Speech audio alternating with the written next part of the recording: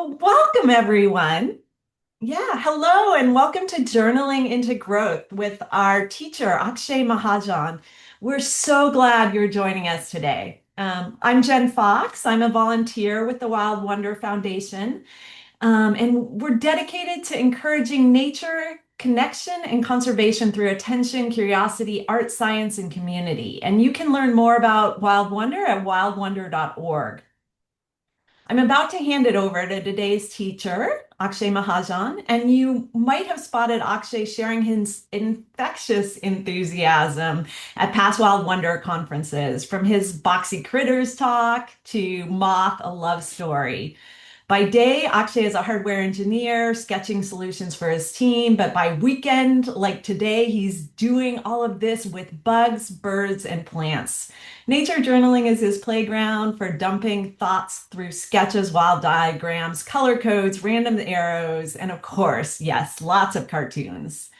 This class is a fundraiser for Wild Wonder Foundation, and all funds raised support our many free and low-cost resources that help people connect with nature.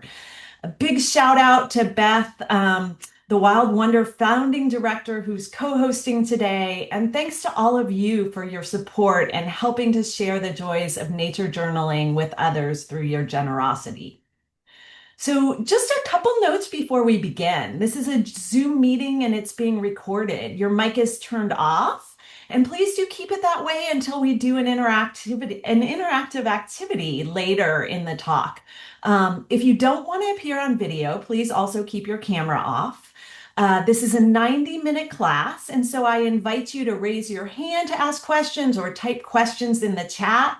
We'll get we'll get to as many of them as we can in the presentation. We're also going to have a few breaks too. So please share your class notes and drawing on socials with using Pound Wild Wonder Foundation and tag us at Wild Wonder. I'll put that in the chat. And just want to encourage you guys to jump in with questions in the chat. We'll gather them up and ask them. So with no further ado, I'm going to hand it over to you, Akshay. Thank you so much, Jen. Thank you for doing this. All right, let's get into it. Journaling into growth. Sorry, give me a second. Let's see. There you go. All right. So why journaling matters? Journaling is like adding extra pages to your brain. That's how I think about it. And when you organize your brain on paper, it leads to connecting seemingly unrelated concepts and build something creatively cool. So me and Gargi, and a lot of folks know Gargi from the Wild Wonder talk she's done on data, and my dear wife. We sat down and we brainstormed on how do we actually think of journaling and growth, and how does that go hand in hand? And this is what we came up with. So we'll go through each section and kind of understand why we thought about how things connect here. Let's start with hope, because I genuinely believe that everything has to start with the hope that we will actually make a difference, will make an impact. And I want you folks to hear from Jane Goodall herself. I'm about to leave the world and leave it behind me with all the mess, whereas young people have to grow up into it. That's why they need every bit of help they can.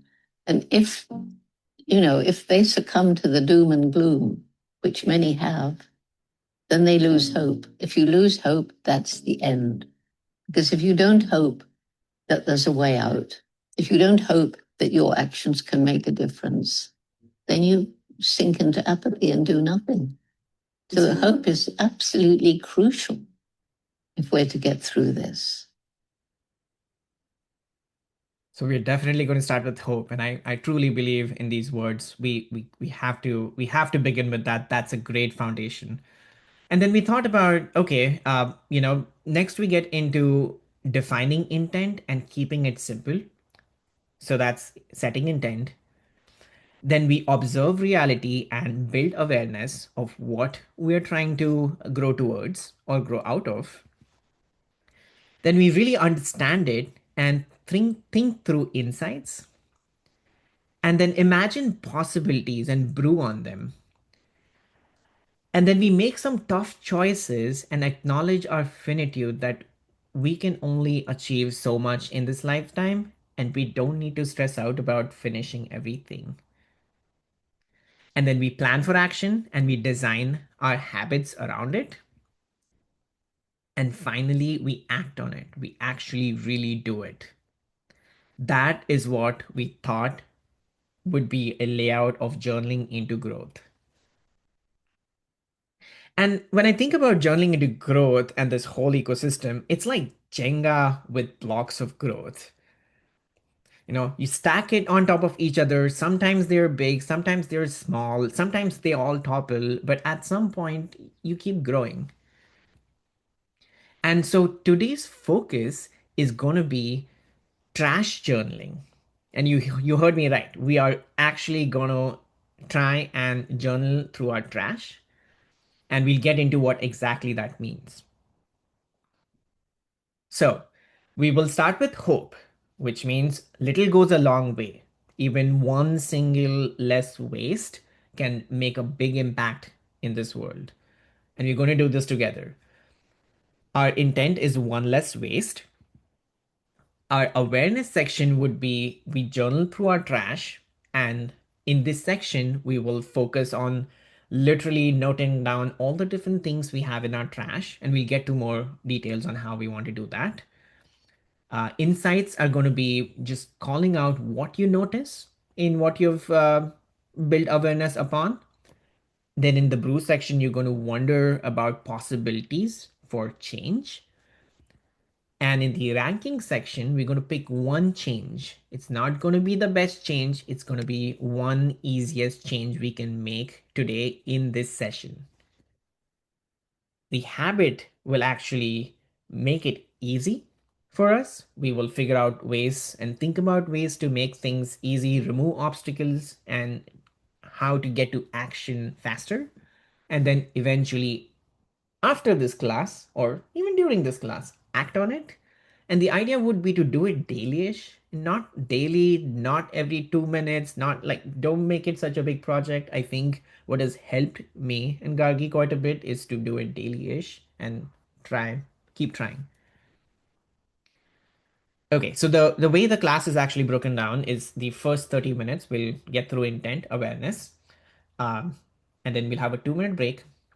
Then we'll come to insights, brewing, ranking. That'll be the next 30 minutes roughly, and then we'll have a 2-minute break, and then we'll do the rest of the session. So you folks will have, and including me, will have enough time to stretch, drink water, take a break.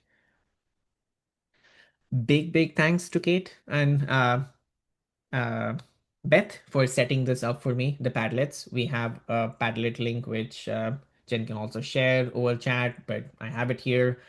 You don't need to worry. I have a bunch of slides where I've sprinkled this beautiful Padlet QR code for you to scan, and you can actually upload your work and share it with other folks. And so let's get to intent. So what is intent for me? Intent is something you deeply care about. And so, I was thinking about like, what is it that I really care about right now and which I want to integrate with this class? And the top thing that came to my mind was, I really want to figure out and use journaling as a tool to reduce waste. And the motivation is going to be simple and manageable. And so it's only going to be one less food waste. It's not going to be all the waste I have in my house. It's not going to be the most impactful, but it's going to be one less food waste, and I'm going to build on that.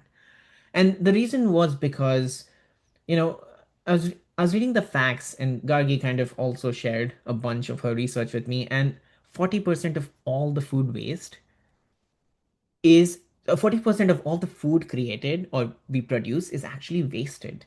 And of that, the impact is 10% of the greenhouse gases. And these are numbers, but these are big sort of numbers which lead to awareness of, you know, I know I can do better on a daily basis. And why am I waiting around for things to change around me, in the world, in the laws? I can do better today, and that's what I know. So, hence, I want to use journaling as a tool to make a little difference. So, once we've set the intent, we get to the awareness part of things. And this is where we will I'm going to leave this as an exercise where everyone can figure out how or to what extent they want to do this. But I would genuinely invite everyone to find a way to pick one of your trash buckets, or all of them, whatever works for you. Uh, this means you will have to kind of unsettle yourself from where you are right now. But I want to start building awareness together. You don't need to share it if you don't feel comfortable, that's okay. But I would encourage everyone to build this awareness with me today. So, awareness, basically, really what this means to me is what gets measured gets managed. I really resonate with this quote here. So, how do I think about this? What goes in your trash? So, really thinking about downsizing your focus to something easier. And the way I thought about this was I have this big, like three big buckets of waste, right? I have my non food waste and I have my food waste. And in my non food waste, there is recycling and landfill. And in the food waste, I have recycle, landfill, compost. And you may or may not have one of these, either of these, none of these, it could vary from person to person. And you can absolutely customize and cater this to where you live, how you manage trash. And in the recycle, landfill, and compost for food, there is, we thought about like four broader things which contribute to this section. One was takeout, the other one was processed food, third one was produce, which we buy and doesn't get used up on time before it gets spoiled, and there is cooked food. Those are the four options there. And really what I was trying to do is really think about like how can I build awareness of this ecosystem. But the first thing I did was downsize it to a smaller problem. I really wanted to focus on just the food section. So again, I've cut out on half my scope, trying to kind of focus, and that's what I would encourage you folks to do as well. You can pick whichever paths you want to pick, but focus it down to something you can manage in the next 10-15 minutes. And in this, basically, what I do is basically pulling down my focus to just this section. I'm trying to think of ways to visualize this. And one of the coolest things I think I've seen, yeah, in the past, and especially this last Wild Wonder, was again Gargi's class on charting curiosity, where she was talking about how you can bucket ideas into different shape, colors, marks, sizes to then represent them on your journal page. And this is also inspired by a book called Dear Data, and there's a bunch of stuff. I have a QR code later on, more information on that through Gargi's website. But to focus on this today, we have shape, colors, marks, and size. You can draw every single thing in your trash bucket if you want to. That's awesome. For me, I like to kind of focus on the intent of my journaling, which is going to be I want to collect that data, and the drawing the trash is kind of secondary for me. So, what I'm going to think about doing is can I use any, either, or all of these buckets to then connect with the data I'm learning or the awareness I'm building from my trash? And how are we going to do this? This is how I thought about it. You know, I was like, okay, I can maybe use some different shapes for recycling, landfill, and compost. And I'll do a live exercise where you can follow along, or you can do your own thing. But this is just an idea where I'm taking one section, which is recycle, landfill, compost, and thinking about what shapes I can attribute to them. And then when it comes to the other set of information, which is takeout, processed, produced, I'm actually using different colored pens. to introduce that data on my journal page. And within that, I'm actually using different line sizes, which are the marks. And so marks and sizes. So the lines are the marks and the sizes, and the way I modulate the line size is the amount of waste created in each section. So we are at that stage where we are actually going to try and apply this together. So I encourage everyone to pick up your journals, maybe move your Mac, phone, tablets, whatever you're watching this on, a little closer to your trash bucket, or move the trash bucket closer to you. But what I'm encouraging everyone to do is take this time. We have roughly, I would say, 14 minutes. Uh, you can disperse, start collecting data, and then I'm going to, in parallel, I have photos of my trash, one of basically essentially my recycle bin, and I'm going to journal that with you folks. Let's get started.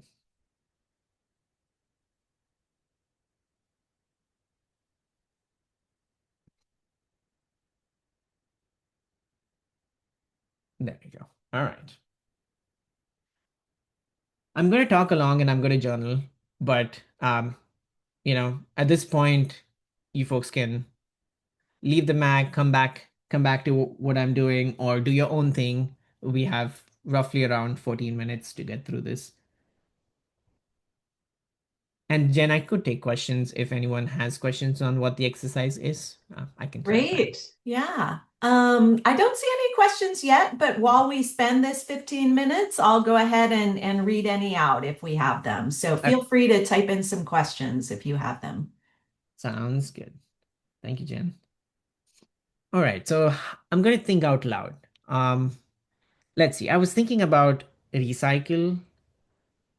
There was basically compost and trash. So I wanted to use different shapes for this. So I'm like, okay, maybe, and I've thought about this, so it's a little more natural for me. It's going to take some time or some space for you folks to think about this by yourself. So take that space if you need.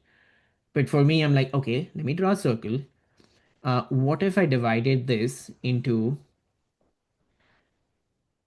three kind of pies or parts of the pie? And I could label, say, the right side as recycle, the left one as compost, and the bottom one as trash. That way it gives me three buckets to put my data in. And I've decided I'm going to use lines and colors. And so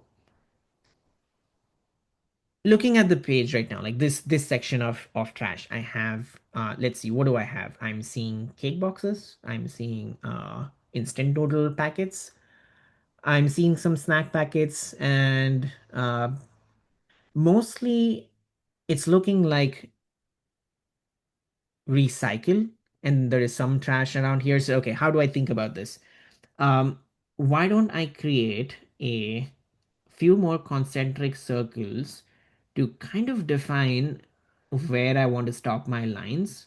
And for example, if I had let's see, if I used a pink color for cooked, and let's say, my cooked food went bad, I would probably draw like a line, which would be, let's see, maybe like a tiny box of cooked food was unfinished and went bad. And I would do like okay, let me draw the line to the first level. That would be like showing, the quantity of what got wasted. And let's say in this case, I have the instant noodle packet, which actually is trash. So I'm going to use, let's see, gray, and it's trash, and it looks like a medium-sized packet for me. And again, I'm not going to make it too complicated. I'm just going to go with the flow here. A medium-sized package, and I'm going to draw that here. Oh, it's hard to see gray. I'm going to use black instead.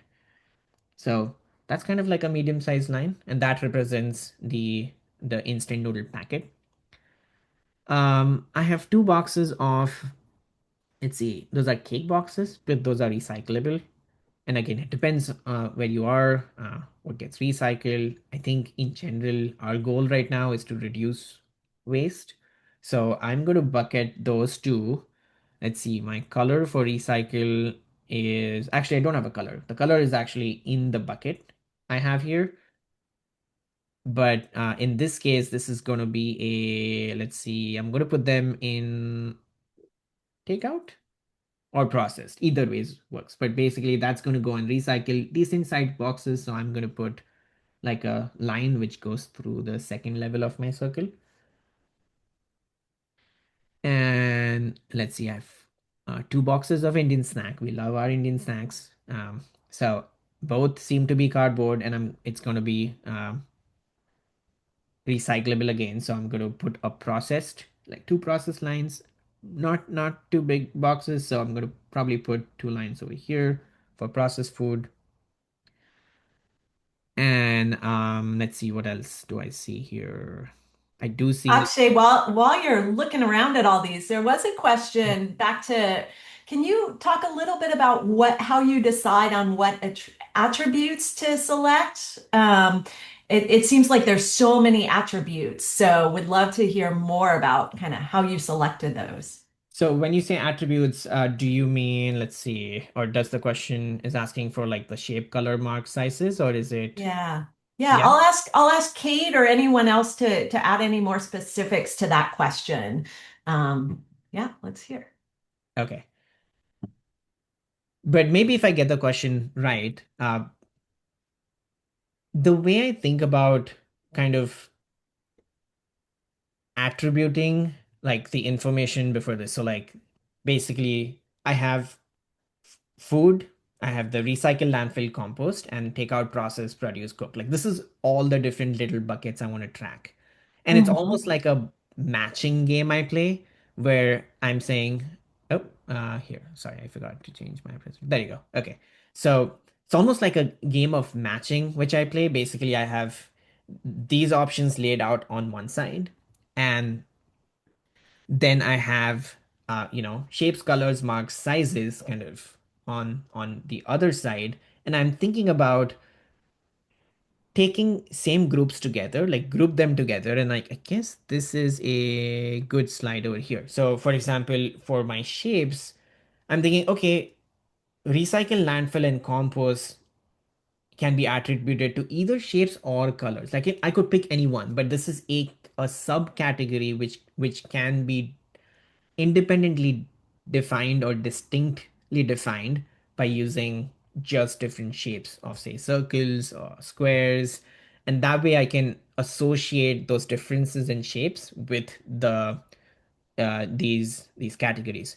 The other way I could have also done was maybe I could have taken like I could have created three buckets. One was a circle, triangle, and a square, and each of them would be recycle, landfill, compost. That's another idea. Yeah. Um, Yeah, no, I think that's helpful. I think as I'm reading the question, it's what inspired your buckets originally, like in terms of somebody who might want to apply this process to habits and behaviors other than rubbish. Got it. How do you figure out the criteria that you might be, what criteria, what attributes might you select, especially if you're thinking more about, journaling behaviors or habits. Got it. Okay. That's a great question. The way we like, let's break this down. The way I thought about the this kind of breakdown chart tree was really the one constant thing in which I've kept on the slides throughout is the intent. Always like defining and starting with an intent has helped me to connect what am I actually trying to change. So in this case, it was one less waste. And my natural reaction was, okay, I do need to build awareness of the waste in my trash. And then I started thinking about what are the different types of trashes. So I think maybe thinking about what are the different types of what you're trying to build awareness of and laying that down and kind of laying the whole picture down before you are like, okay, for example, for me, it was food, non food, there was recycle landfill, and there was a bunch of different iterations, and I literally built out this map on my journal, and that kind of helped me then really figure out where I want to focus. It could have just been recycle and just take out and process, but I decided to pick this. Hope that answers. Yeah, thanks. And I invite folks to add additional questions. I'm hearing you say it kind of came back to your intention and what you wanted Yeah, to understand. yeah, Great. exactly.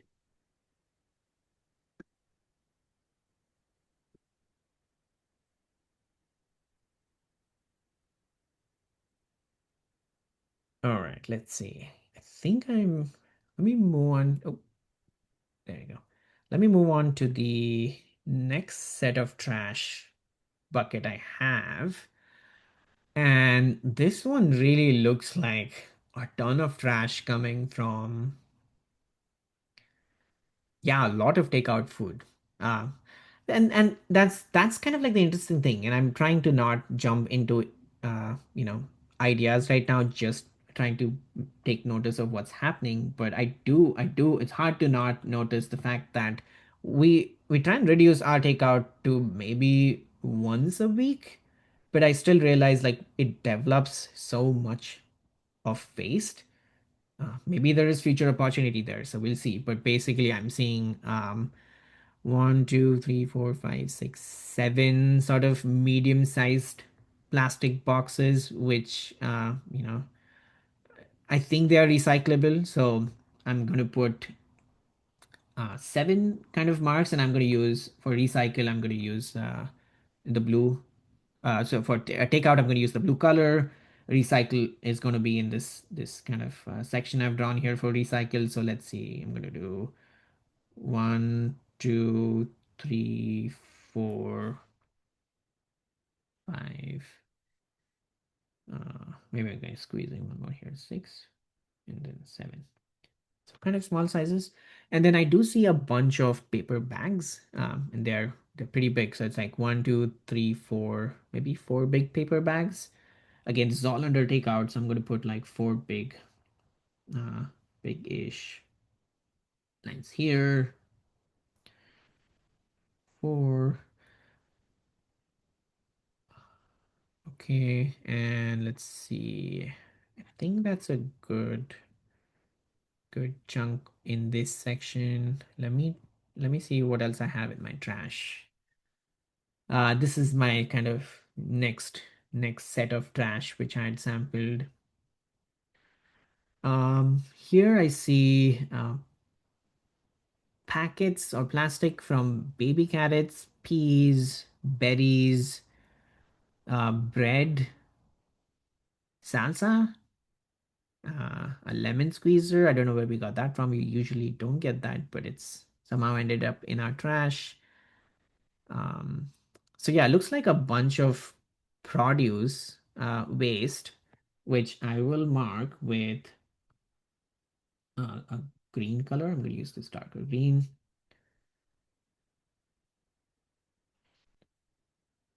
So let's see. This is going to go, well, the baby carrot, I think, the baby carrot plastic, I think that can be recycled. So I'm going to mark like a little smallish medium line there. Um, the berry the berry containers, there are two berry containers which also I think can be recycled. The recycle is getting kind of pretty packed here, but there you go. um let's see, the packet from the bread, which is on top, which is like a very thin plastic, I don't think that can be recycled. I'm gonna And you know what? Maybe that's not even produce. That's to an extent processed food. But I'm going to put that in trash, and it's kind of medium size. So I'm going to put that down there. Mm, okay.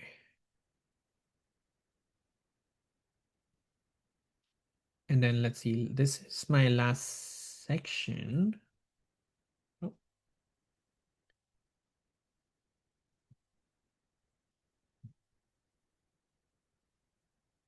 Yeah, there you go.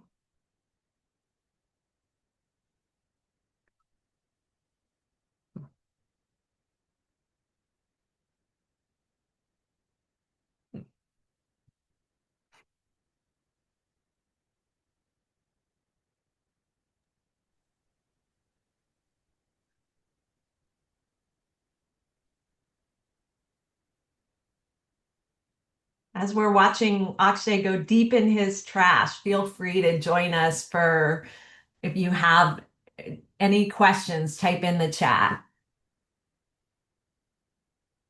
I'm gonna work with whatever he's doing. Okay. Thank you, Jen. Um, let's see. This is a pile of bunch of bottles for me. Okay, let's see. I think all of them are recyclable, yeah. And I have let's see, two cans, or not two cans, two cans. And that's going to be recyclable. That's processed food again, but I'm going to put maybe two dashes here, oh, two dashes here, right? And I have two milk bottles. Um, I could put that in produce. Again, really, all these things, this is your journal. You can define it the way you want it and the way it helps you really unfold what's going on. Um, and that's again going in recycle for me. They're fairly large, so I'm going to draw like long lines here. All right, let's see. Let's do 1 more minute of journaling here, and I want to then get back to the presentation. But so far, I think that kind of covers the concept of how I think about collecting data for my trash. And I'll show you like some more kind of results on how we did this at home, what Enable does. We can take it from there.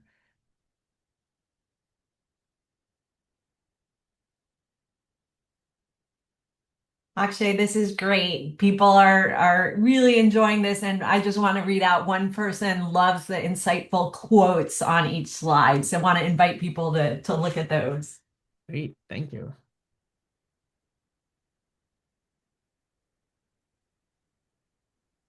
Okay, let's get back.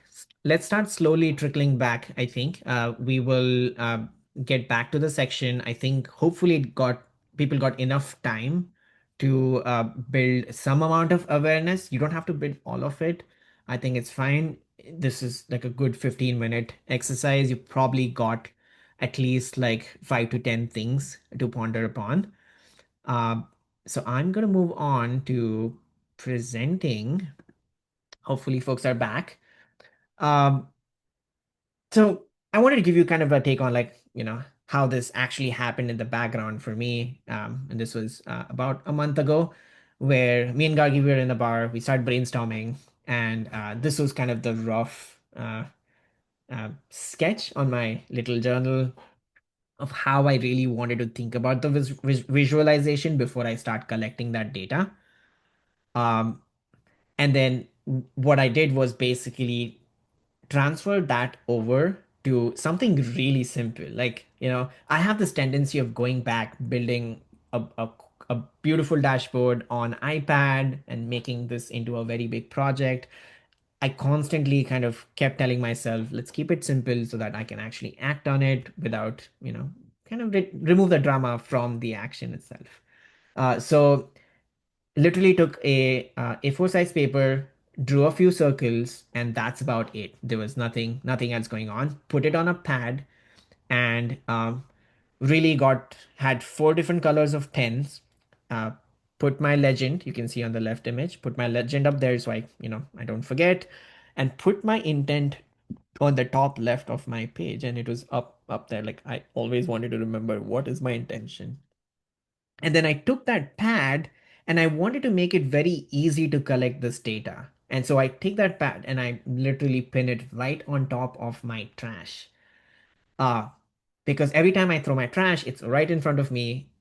It's low effort. The pens are right next to the clipboard pad, and you can see I'm trying everything I can do to make it really, really easy to build this thing or use this thing, right? And so over a couple weeks, this is how we started collecting our data. um, you know, I was doing those circular charts, which I shared over my exercise, but also I had like a little section where I'm like listing out the most recurring thing. And this came out more naturally. I listed out the recurring thing and I started putting X's where, I'm seeing more of the trash going in those buckets. Um, awesome. So that kind of ends the awareness section. Uh, Again, this is the Padlet link if you folks want to share what you're doing. But let's take maybe like a minute of a break right now. We're running a little behind, but we'll take a minute break, stretch, and then we can get back to the rest of the presentation and which will go into insights.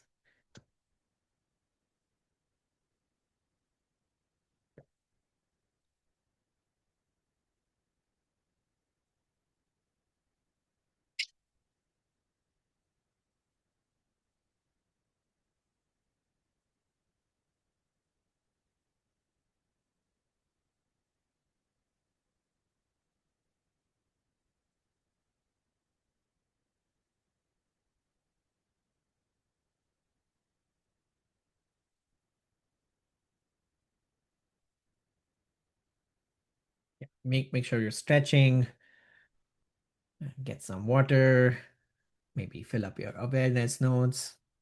And keep this simple. Really, like I think the best thing that is that's happened with these exercises for me and the way it's working so far is really keep it simple, uh, keep it easy, and let kind of that fuel the next actions.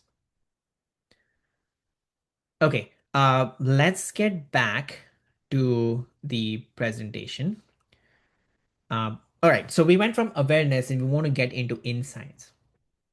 And for insights, it's one of the things that resonates with me is we cannot solve our problems with the same thinking we used when we actually created them. So we really need to sit down and think about what we notice, right? So what I want you to do is take that list, any way you have journaled this, take that list of waste you have journaled, and all you need to do is think about I notice dash, right? Don't think about I wonder, don't think about I think, don't think about I wish. Like, don't go into trying to figure out how to solve this. Just notice, like, I noticed dash was a recurring waste. For example, for me, it was reduce one recurring waste over here. This is my kind of dashboard. And I'm like, okay, I notice that I have drinking bottles and cans as my reckoning waste. I have takeout containers and bags. I have snack waste and plastic bags. I noticed I have spoiled apples as recurring waste, spoiled berries as recurring waste, and sometimes also old cooked food which we overestimate and doesn't get eaten up on time. So just focus on I notice and your turn. I would give you roughly maybe a couple minutes.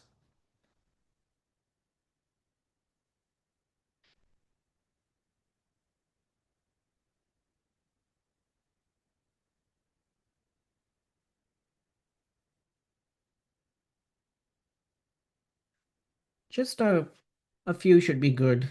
Maybe four, five, six things you notice. Again, refrain from, you know, worrying about your inner critic right now, trying to judge yourself.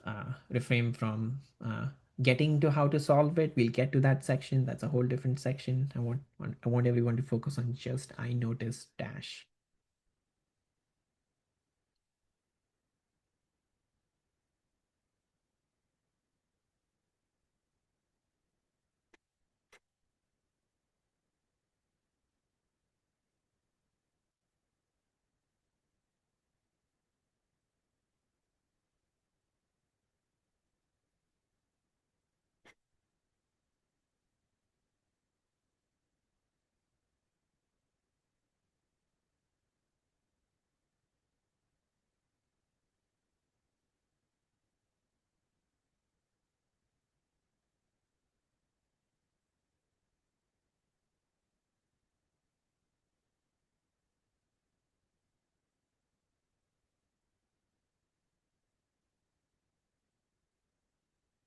Okay. I feel this roughly kind of hopefully gives people enough time to put things down.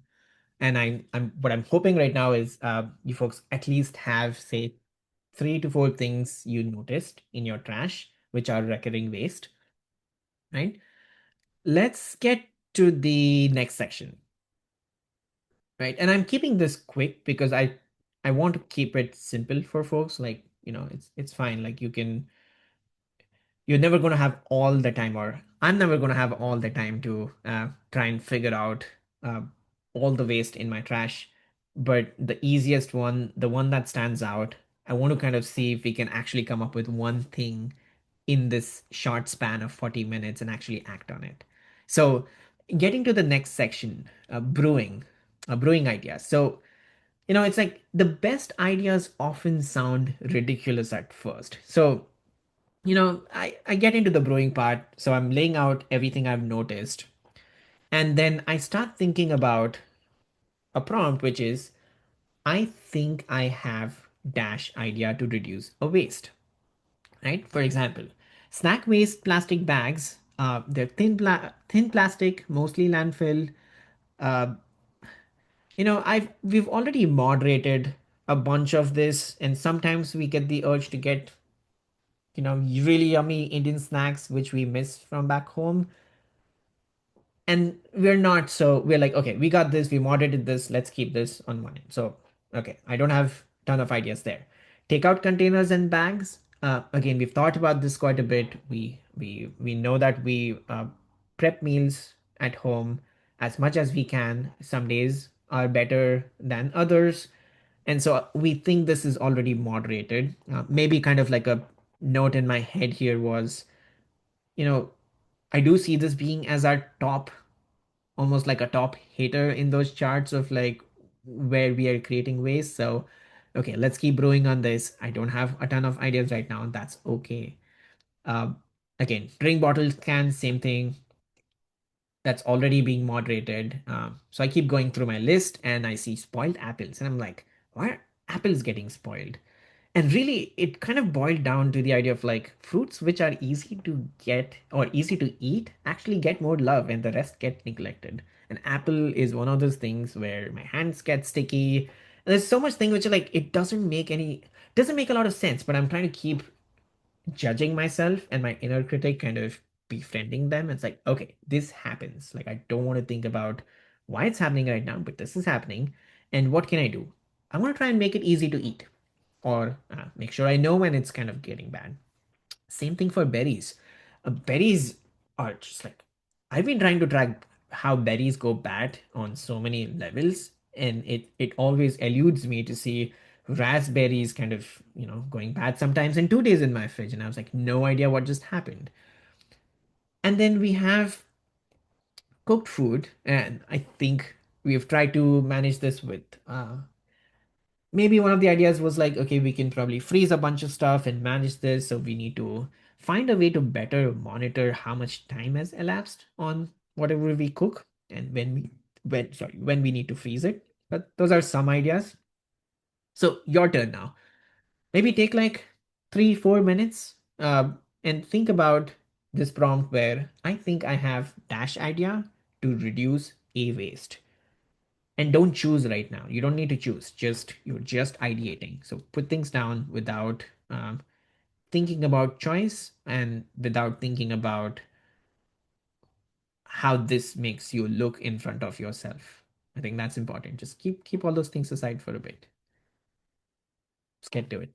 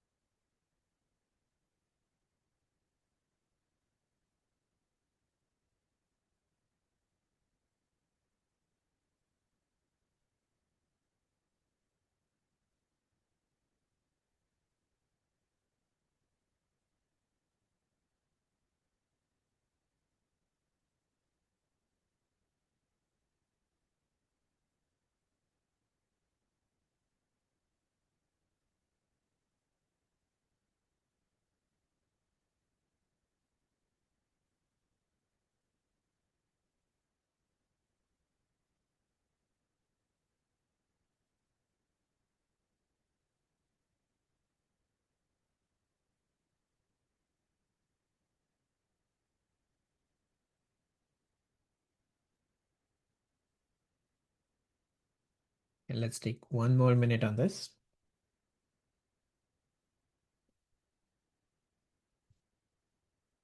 Again, don't forget your intent. It's one less recurring food waste. That's for me, but like one recurring waste. If you've picked food waste, that's one thing. But if you've picked trash or compost or something else, that's absolutely fine. But something that's recurringly happening, not everything, but one less recurring waste.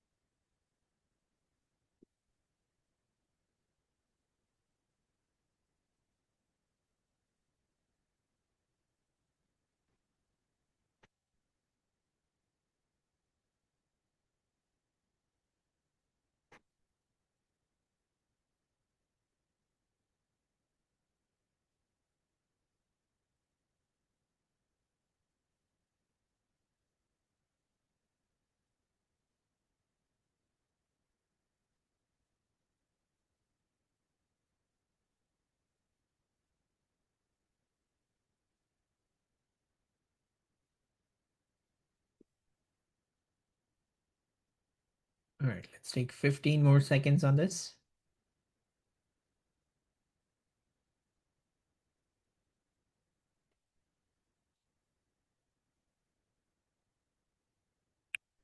All right, let's get to the next section. Hopefully people got down their ideas and what they think about how they can actually maybe reduce that waste. And this is where I think the important part is ranking.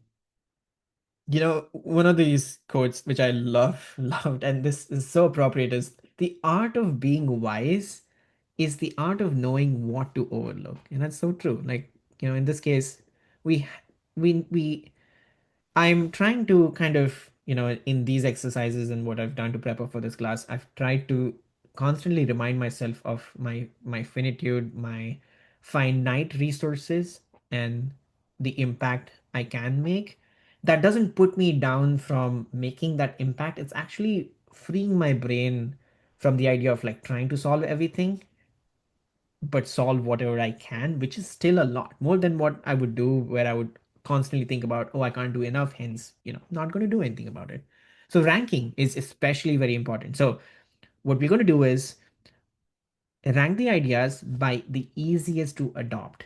It's not by the effectiveness, it's not by the impact, but we're going to do it by the easiest to the most difficult, right? So for me, I laid out my six kind of ideas up on the page, and I'm going to start ranking them. For me, I think I can figure out, like, I'm close to, or I can figure out spoiled apples, spoiled berries, you know, and maybe old cooked food, and then everything else I think kind of falls down the rank for me. And my top of the list is apples.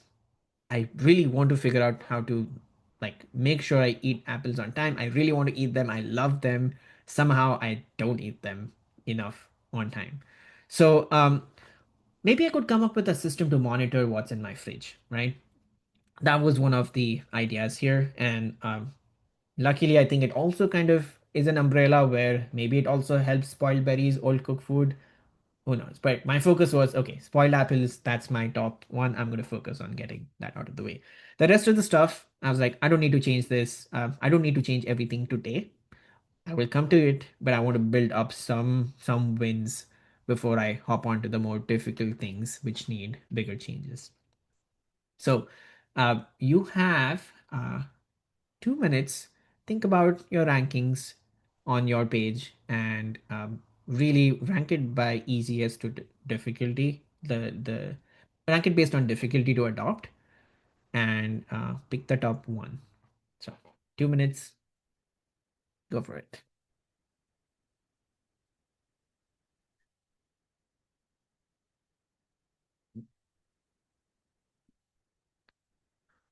While you folks rank stuff, I'm gonna eat a piece of apple.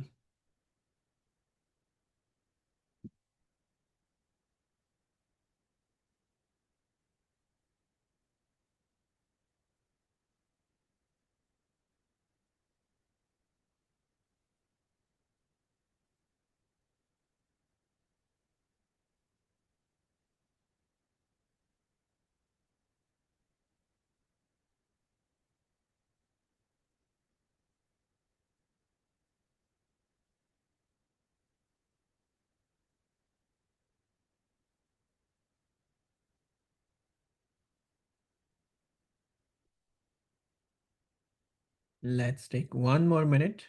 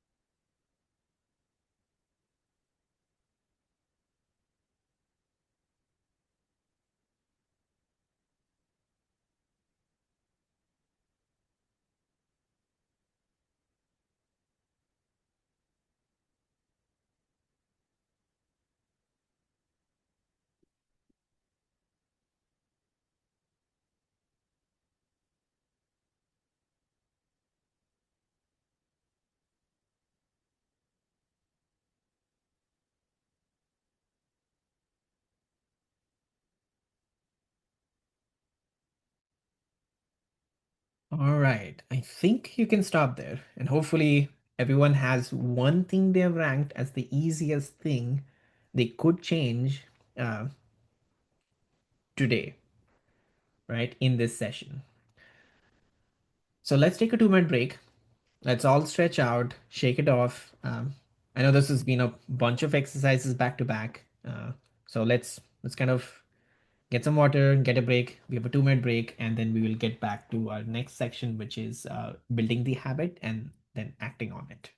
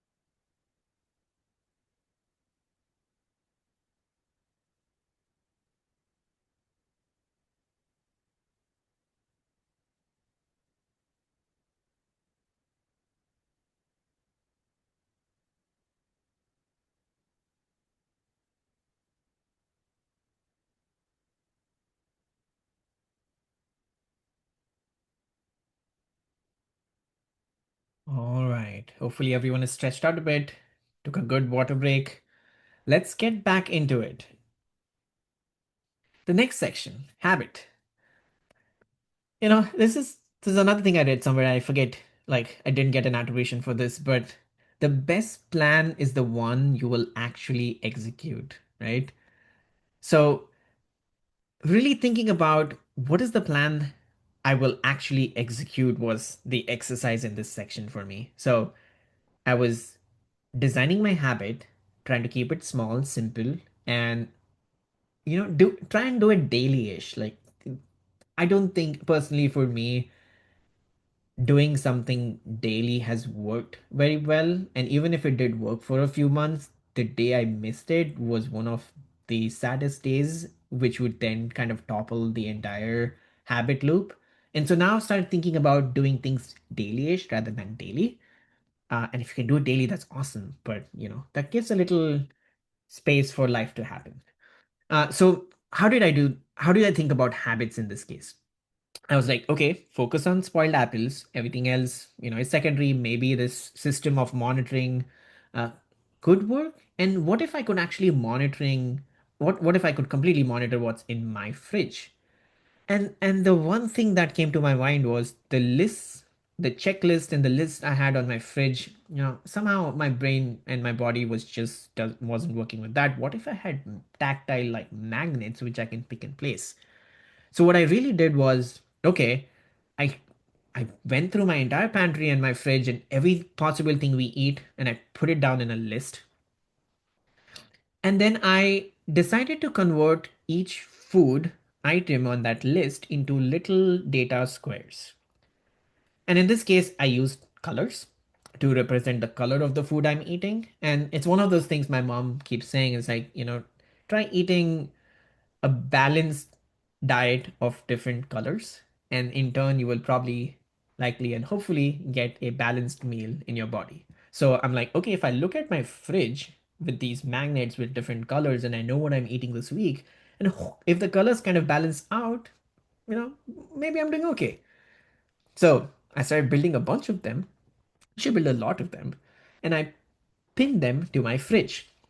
And so my fridge now started looking like this. And of course, this makes absolutely no sense. There's just too much data there. My dear wife, who is also a data scientist, takes a quick peek in between this process, and she's like, not making sense. I was like, I totally agree. So um, what I started doing was I started thinking about my intent over here. My intent was to reduce um, forgetting about eating my apples. So um, my first section of the fridge, as you can see, there is the days on top listed out, and I thought about every time I buy something, I will go and put that food magnet under that week. And usually we do a weekly cycle of buying our groceries. So roughly wrap up our produce in a week. So maybe this helps track how much time has elapsed from when we actually bought it, and that can help reduce uh, us from forgetting about it. And then there's this section on the right where you can see where I see the rightmost column is called the danger column. The apple is always going to be there till I remember in my, really like make sure I remember to eat apples. So it's up there in the danger zone, and there's tofu, and there's a bunch of things. So I've created like a section where I can pick out stuff which I think is maybe going bad and I need to remember, and I put it on like a separate section. Then what I did was I thought about like, once that was created, like that top section was created, it kind of started addressing me eating apples on time. And then I was like, okay, this can probably keep like growing into different ideas once I've gone through that. So for me, this was like, what if I could have like a grocery list of things I'm out can actually be pinned on the fridge magnets as well. And these are all the things that were out. I kind of divided this into in season versus out of season. Um, and it's a good thing I realized. I'm glad I can focus on having more in season local produce than out of season, and maybe this helps everyone, including me. And then my last section of the fridge basically was the left hand side is everything in my pantry, which is not in my fridge, but I still want to remember to eat. And the right section of the bottom right section here of the fridge is basically talking about the stuff which I want to avoid or not eat. And it's out of season. So I kind of like remove that magnet and I put it all the way kind of in a corner. So I'm like, okay, I need to kind of maybe wait for it to come back in season or completely ignore it. This is how my fridge looked like after kind of reorganizing everything, and finally got a smile on my face. I was like, oh, this looks fun. And I got a smile on Gargi's face. I was like, yay, please the data scientist. And Gagi was taking this picture, and I was like, wondering like, what am I doing on the right on one side of the fridge? And she was like, look like a bar chart. And I was like, how do I look like a bar chart? So yeah, this is me looking like the bar chart. In case if someone kind of throws this at you while taking a picture, this is one idea you could use. So we have, let's see. We have a couple minutes, and I would like you to focus on that one thing you've ranked as the easiest and build. Like, think about how you would actually make it easy for yourself to actually make the thing happen. Just think about like a couple minutes, think about this. I'm going to completely be quiet, let you folks focus, and then we'll get to thinking about acting on it.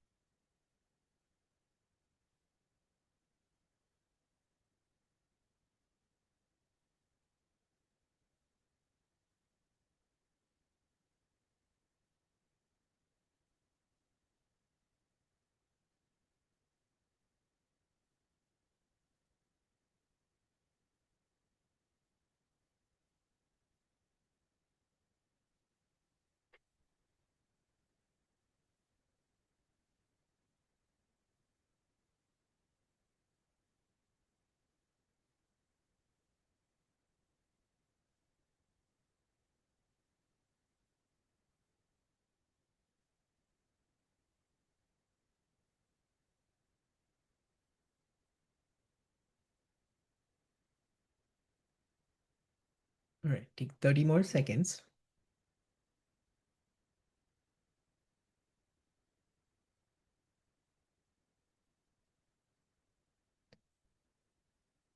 And I do acknowledge like habit building and thinking about habits can take longer and could be like a bigger process. But I also encourage folks to try out something which I'm trying right now is to, again, like try and keep this simple. Like the reason I'm giving the short amount of time is because I want to make sure that, let's bound this and actually get to the next phase, which is acting, acting on something.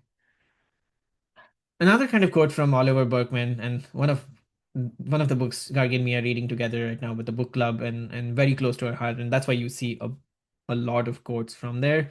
And one of the quotes come out as making decision doesn't count as a decision until you have done something about it in reality. The baby steps are great and they're fine. They just need to be real ones, and that's true. Like I fall into this whole phase of planning over and over and over again till I've actually burned myself from planning and actually never get to the acting on it part. So, uh, think of ways that can actually enable action for you, right? These are my enablers. I'm working on getting myself out of my own way. Again, like kind of removing the drama from actually doing the thing and really keeping it simple and doing it, because I keep thinking about like all these 100 different things, which is great. Like I think I love ideating, I love thinking, I love coming up with ideas, but as long as it doesn't get in my way of actually acting on things, that's great. That's what I'm working on. The second thing I'm working on is I'm trying not to fall into planning paralysis, which I just spoke about.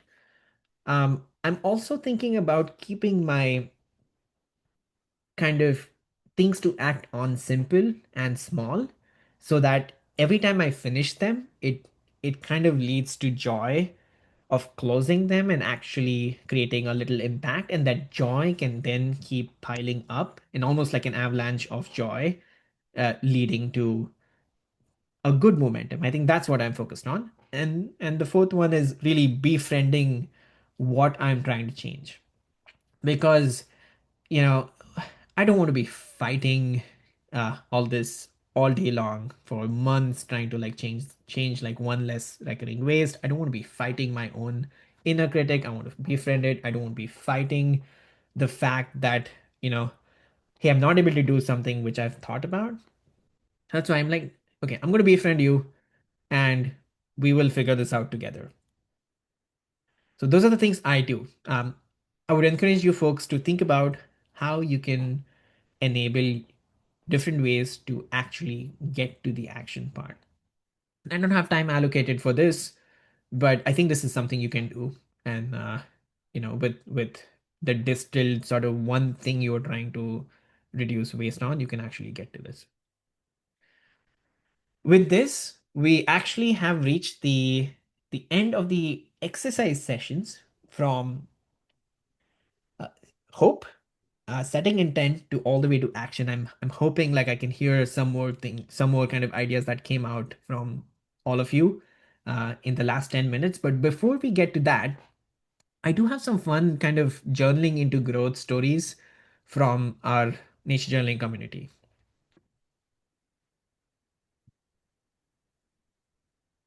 All right, let's get into it.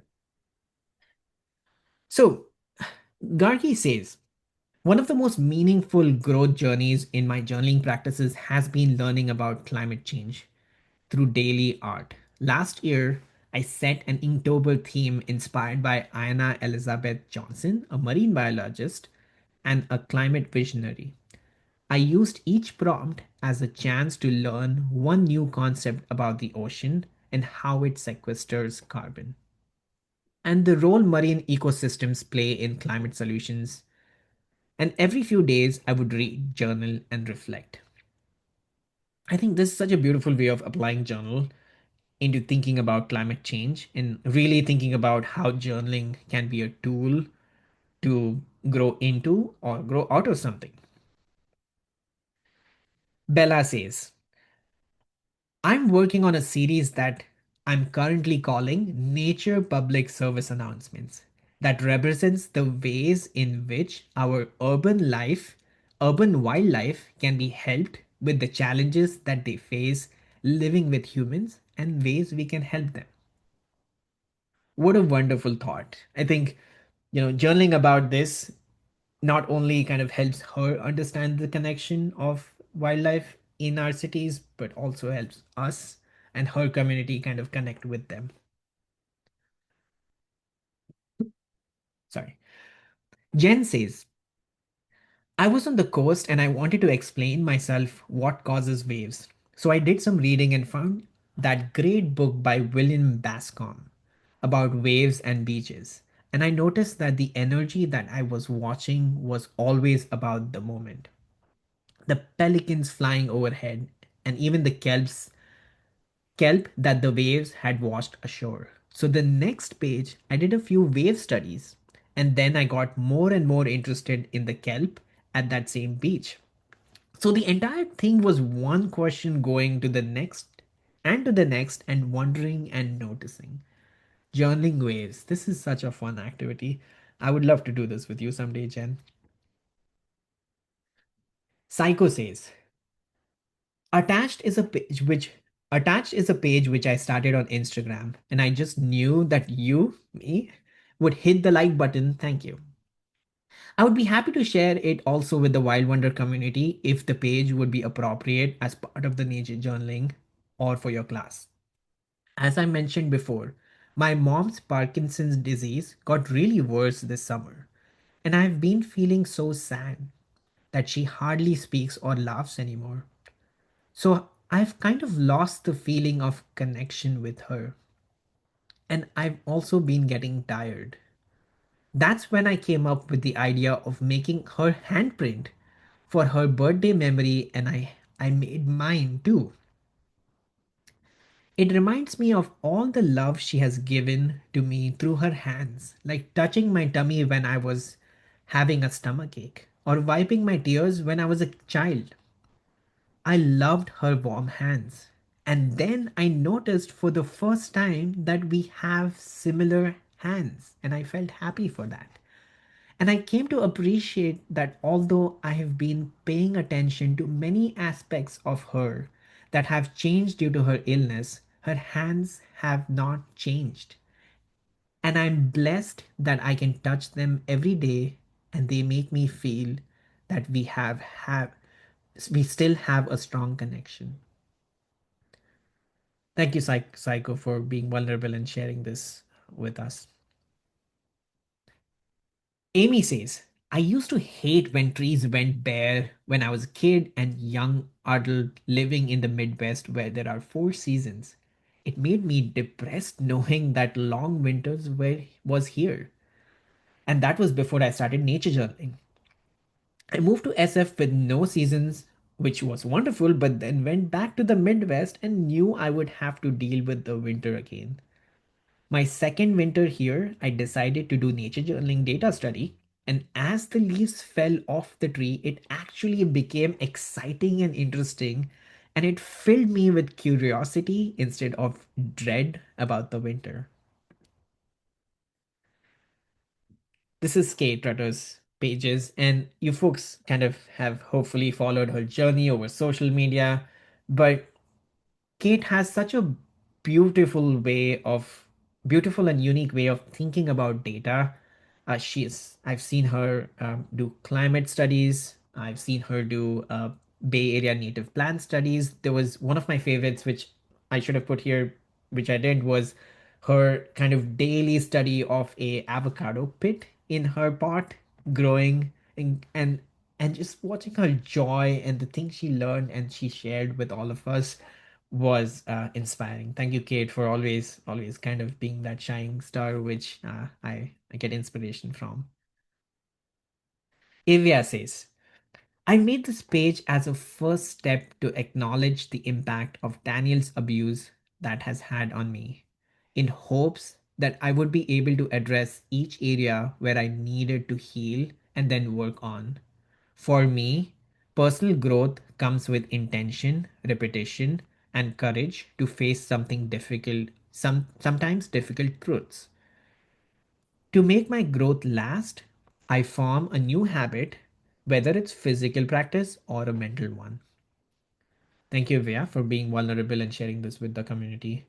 I think journaling can be a tool to learn and grow something in nature, out of nature. Uh, I guess everything is nature. Eleanor says, pretty early on in my nature journaling journey, I found a large flower heartleaf plant and thought it looked cool. So I sat down on the forest floor and spent a while journaling about it. And I totally fell in love. The flowers are an odd shape and an unusual color, and they have a strong smell. So weird. Since then, I've learned that there are several different heart leaves here in eastern United States, and I've gone on expeditions with the sole purpose of seeing new to me species. And of course, I journaled about what I found. Heart leaves are small and their flowers are often hidden under the leaf litter. They're really easy to walk right by, so I'm grateful that journaling turned me on to them and gave me a favorite flower. And the last one is me and Gargi kind of really falling in love with bugs. And anyone who has met me kind of, always thinks about bugs before they think about me. And this is a funny story where 9 years ago, before we actually started journaling, like me and Bugs were always in two different directions. Like I would be so freaked out about Bugs, and nature journaling, Stephanie Dole, the Beetle Lady, Wild Wonder, and the journaling practices has changed so much of that. And now, like literally, my kind of signature in every email is, it says Bugs and Hugs, Akshay. So that was the last slide. And thank you so much. Um, Thank you, the mycelia, which supported me, Gargi, Jen, Rebecca, Elizabeth, and Kate. Really appreciate all the support for this presentation and the entire Wild Wonder team. And I can take questions, Jen, if there are any. Great. Actually, even I guess we can do questions, but in these last 10 minutes, what I would like to do is I would like to kind of, if people are comfortable sharing, I would love to hear maybe in a quick one sentence or a little short couple sentences, what is it that maybe they thought about, like what kind of waste they thought about reducing, and if there are any cool ideas they would like to share back with the community. Great. I'll put that question in the chat, and maybe while I do, let me just read one question that did come up.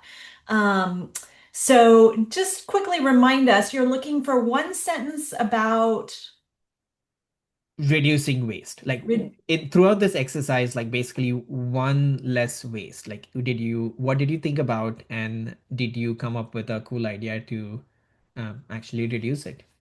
Okay, great. I'll put that in the chat. And then let me read just one question to give people time to think about that. Let me read one question that we had while you were sharing these great examples and your own examples. First, I'll mention that one person really said it was super helpful to see your uncurated workbook notes. So just wanted to share that folks Cool. found that really helpful. And then I think one question came in about how do you deal with the issue of getting out of step or getting behind in the action phase? Do you have any rituals to help you get back on track? I think the only thing that's really working and has really worked is to forgive myself. To be honest, like when I miss stuff, and some weeks I can do it daily, some weeks I can do it daily-ish, and some weeks I actually can't do it. Um, I've learned that the only way I can get back to doing something for a long term is to be kind, forgive myself, and that acceptance and forgiveness of being a finite human helps kind of remove that drama of getting back to doing the action, if that makes sense. Great. Thanks. Um, Good. Well, should we open it up to the room? Yeah, let's do that. Great. So, I want to invite people. Again, this is being recorded, but if you'd like to come off camera, please feel free. And if you want to raise a hand, either if I can see it or you can use the Zoom function to raise your hand, I'm going to call on people as I see them to share the answer to Akshay's question. And I also see some people sharing it in the chat. That's great too. But this is a nice chance to come together in community in the room. So feel free to turn on your camera and I'll call on you as I see you to come off mute for a sentence about, reducing waste and what you thought about as you were sketching today. Great. We're going to change it to gallery mode as we do that. And did you want to say anything, Akshay, before we change to gallery mode about the tiny URL and the Padlet? Okay, Yeah, I mean, I just put the link here if someone needs it, but yeah, we good. great. Um, Great. I'm looking to see folks, and again, feel free to take yourself, show your video, take yourself off mute. I see Ann Chadwick. Yeah. Hello. Let's see. Am I ready to Yeah. go here? Yeah, Okay, you're up. great. Share your ideas. Thank you so much, Jen, for helping host and for a fabulous hour and some spent together. This is just such a great way to dive into this topic. And a couple of things come to mind for me. One is back in 2010, there was a fabulous documentary called Bag It. And I think you can just watch it maybe on YouTube or, somehow find that. And it pretty much changed my life in terms of how I think about waste and how I've tried to reduce waste. And I'm lucky to live somewhere where I can have a compost pile. So everything that I can put in compost, I do. And I have strong muscles from turning all that compost and keeping it healthy and going. And I use it all throughout my garden. Um, I also, probably after watching that film, I learned how to make my own yogurt. And here in Sonoma County and probably all over the Bay Area, we can buy milk in glass bottles. And then you take the bottles back to the store and they get washed and reused. So not even recycled, but just cleaned up and reused. So that's a very efficient way of delivering the milk to me. And then I put that milk right into, I heat it up and then put it into little glass jars and a little, incubator type of a thing that is a yogurt maker that anybody can get. And it's really simple. And it tastes great and it's healthy and there is no plastic and no waste. So making my own yogurt has been very exciting. And then a couple of years ago, I actually invested, I'm a tiny investor in a company in Rohnert Park in Sonoma County that has figured out how to deal with the very soft plastics. They call them films, but like bags and wrappers and things. And here, and I think a lot of places, we can just take those back to the grocery store and they have bins outside. So this company is taking those and a lot of waste from hospitals and other kind of industrial uses. And they use a microwave process to break down that plastic into usable, either for other plastics, so recycling, or it can go into petroleum products, which, we're trying to get away from petroleum, but as long as we have it, might as well take some of that previously unusable soft plastics and put it into that. So that company's called Resynergy, and I put that into the chat. And yeah, I see Great. Dana, Thanks, Ann. you got Yeah. the answer there about the Baggett film. So Yeah. Lots And of I ideas. see. I'm so inspired, and thank you so much for this workshop. Thank you, and thank you so much. Yeah. Yeah, there's so much in the chat, and want to also invite anyone who wants to share into the room together. Yeah, I see a hand from Beth. And yeah, I can take you off mute, Beth. Um, Give me 1 minute. Yeah, let's see. Maybe while we're waiting for Beth, I'll work on that. Anybody else want to share? Raise your hand or jump on in.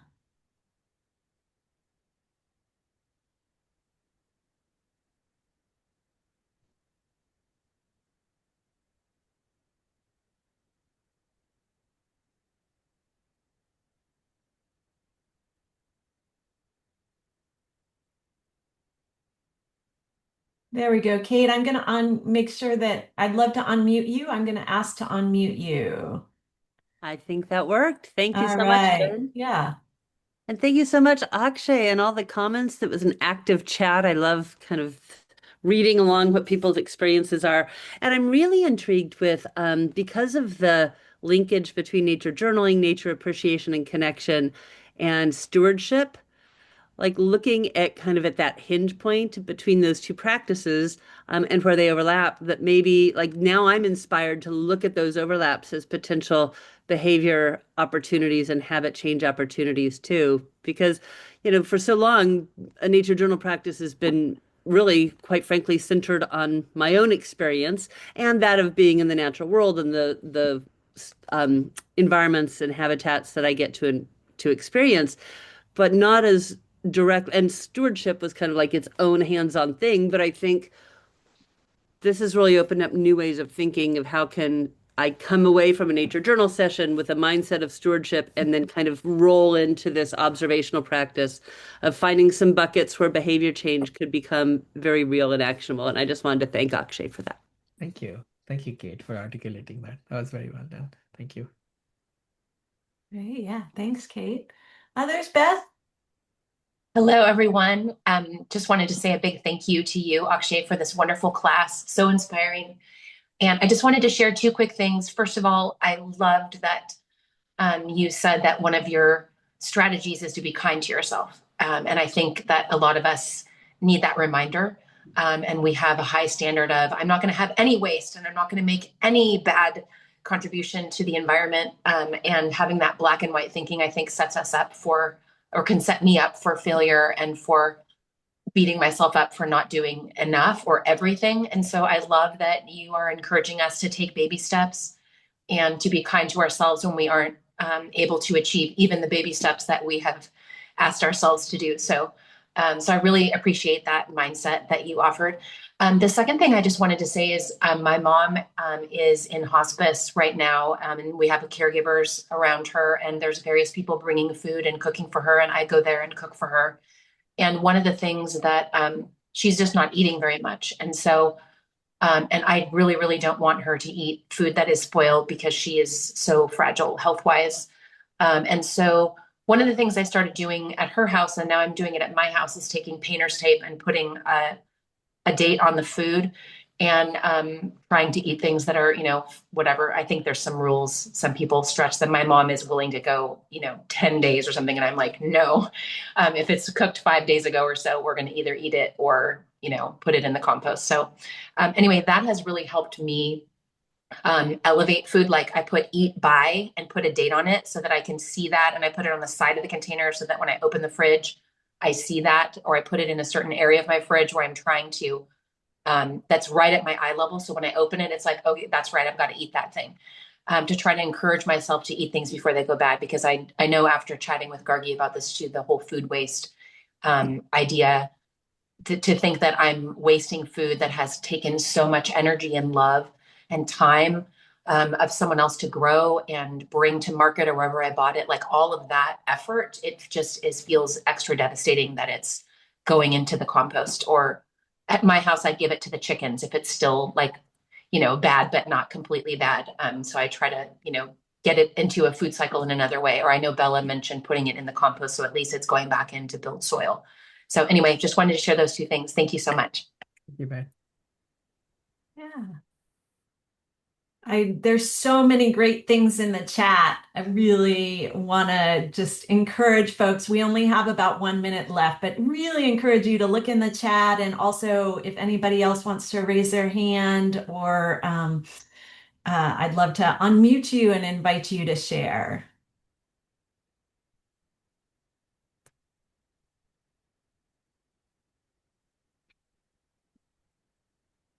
Gosh, so many great things in the chat.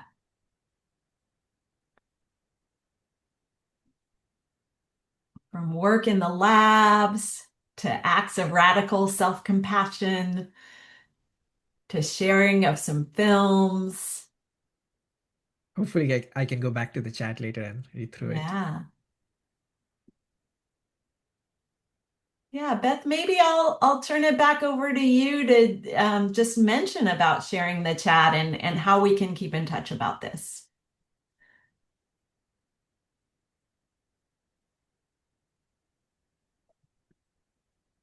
I'll ask to unmute again.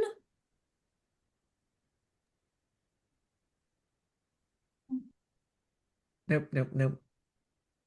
Beth, give us 1 more second. Okay, now can you hear me? There we go. Yep. Great. Got you. Thank you so much. We normally run these as webinars, so it's fun to have it as a meeting today, and it just means there's a little bit of different controls that we're getting used to. I just want to say thank you again to everyone for joining us today. What a wonderful adventure into the trash and into our own consumption habits that you've taken us on today, Akshay, and I really appreciate it. Big thank you to Jen for your wonderful hosting. Big thank you. And a big thank you also to Kate, who I know is here in the room, for helping set up the Padlet for Akshay. And I really appreciate that help. I just want to remind y'all that the Wild Wonder Foundation was the host of today's class, and we really, really appreciate you being here. We really appreciate Akshay's time. And all the funds raised from this class will support Wild Wonder's many different programs that help people connect with nature and care about nature and take care of nature. That's the big why behind Wild Wonder, is taking care of this beautiful planet. And when we fall in love with something, we want to take care of it. So, and this community is one of the things that I feel I have fallen in love with. And I am so, so grateful for all the people who were kind enough and vulnerable enough to share their beautiful stories that Akshay shared today. That was just really moving and beautiful. And thank you for gathering those stories, Akshay, and thank you all who shared your stories. If you'd like to share more stories or your class notes, you can do that on the Padlet. I think, Jen, if you want to pop that link back into the chat, or I know Akshay shared it as well. And you can also share it on social media and tag us at Wild Wonder Foundation or hashtag Wild Wonder Foundation. And we'd love to see your work from today and your continued thoughts. This is a conversation I think would be great to continue as we support each other in reducing our waste and exploring ways we can be kinder to this planet. So thank you, Akshay, for your leadership and your wonderful ideas. And also big thank you to Gargi, who I know is a big brainstormer and idea bouncer offer for you for this workshop. So yeah, big thanks to Gargi. Lastly, if you would like to make an additional donation to support Wild Wonder, you can do that at wildwonder.org/donate. And we will also be sending out a recording of this class by December 10th. And with that, I saved the chat. So I will save it again right now because I know a few more things have been going in there. I will save the chat and I will include highlights from the chat in that with that recording, and also a link to the Padlet. So you can continue to post to the Padlet after the class is over. And even people who watch the recording later can post to the Padlet, so you can check back there and see what sorts of ideas folks are sharing. Any final closing words from you, Akshay? This is amazing. Thank you so much. Definitely, as Beth said, I wanted this to be a meeting so we could like share and connect with each other, and this is great. So if you have any other ideas you want to share with the community through me or through Wild Wonder, definitely do. This is going to be a cool moment. Thank you so much. Thank you. All right. Have a beautiful rest of your day, everyone. Thank you for spending part of it with us today. Bye, everyone. Bye.